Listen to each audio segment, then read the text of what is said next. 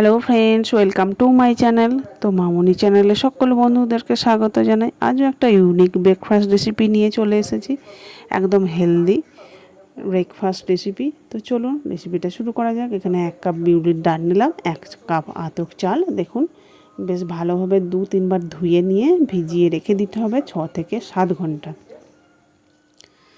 তো দেখুন ভালো মতো চাল আর ডাল ভিজে গেছে। এরপর এটাকে আমি ব্লেন্ড করে নেবো, তাই একটা মিক্সিং জার নিয়েছি, তার মধ্যে এগুলো নিয়ে নিলাম। তো যে যেখান থেকে বসে আমার ভিডিওটা দেখছেন, দেশ ও দেশের বাইরে থেকে, একটা লাইক দিয়ে প্রথম থেকে শেষ পর্যন্ত দেখার অনুরোধ রইল, তা নাহলে বুঝতেই পারবেন না কিভাবে আমি রেসিপিটা বানালাম। রেস্টের জন্য আমি প্রায় আধ ঘন্টা, না হলে 1 ঘন্টা রেখে দিলে আরও খুব ভালো হয়। তো দেখুন 1 ঘন্টা পরে কতটা সুন্দর হয়ে আছে।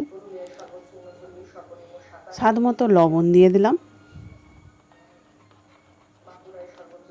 ব্যাটারের ঘনত্বটা একটু মোটা আছে, তাই আমি সামান্য জল দিলাম, প্রায় 1 কাপের মতো জল দিলাম মিক্সিং জারটা ধুয়ে। খুব পাতলাও হবে না, খুব গাঢ় বা মোটা হবে না। এরপর ফ্রাইং প্যানে দেখুন তেল দিয়ে দিলাম, সাদা তেল। এরপর 1 চামচ করে অল্প অল্প করে ব্যাটার দিয়ে আমি ছোট ছোট করে এই যে বানিয়ে নেবো এরকম।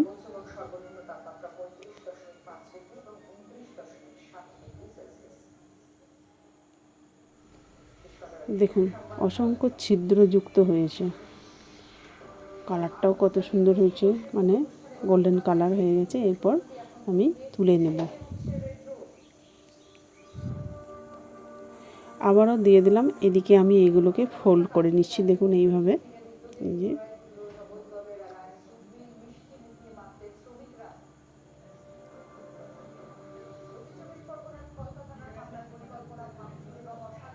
তো দেখুন আমার 3টাই হয়ে গেছে। আর ফ্রাইং প্যানে যে 3টে আছে ওইগুলোকেও আমি নামিয়ে এরকম ফোল্ড করে নেব।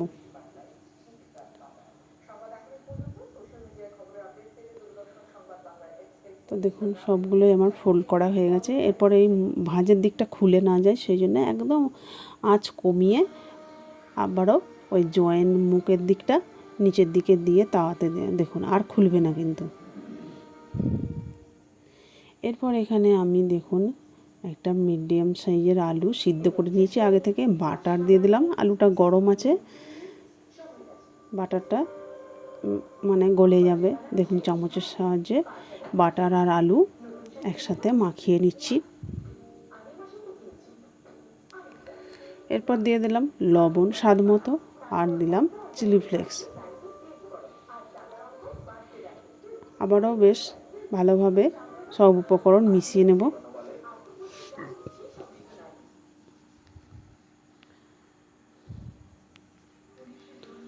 আলুটা বেশ ভালো মতো ম্যাশ করা হয়ে গেছে। এরপর একটা পলিথিন ব্যাগ নিয়েছি, দেখুন এই যে এর মধ্যে ভরে দিচ্ছি আলুটাকে। এরপর কোণটা দেখুন একটু কাঁচি করে কেটে নিলাম। এরপরে ব্যাটারটা মানে এই আলুর পুরটা এর মধ্যে দেখুন এইভাবে ভরে দিচ্ছি।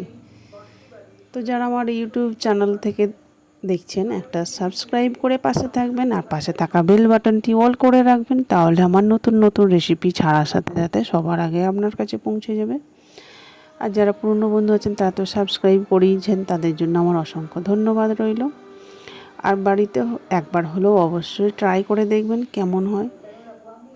আর ভালো যদি লেগে থাকে লাইক কমেন্ট শেয়ার করে দেবেন। দেখুন টমেটো সস উপর থেকে দিতে কতটা সুন্দর লোভনীয় লাগছে। আমি অফ ক্যামেরায় এই যে এখানে গ্রিন চাটনি মানে ধনে পাতার চাটনি বানিয়ে নিয়েছি, আর টক দই দিয়ে খেতে কিন্তু অপূর্ব লাগছিল। হেলদি ও খুব টেস্টি রেসিপি। ভিডিওটা শেষ পর্যন্ত দেখার জন্য ধন্যবাদ।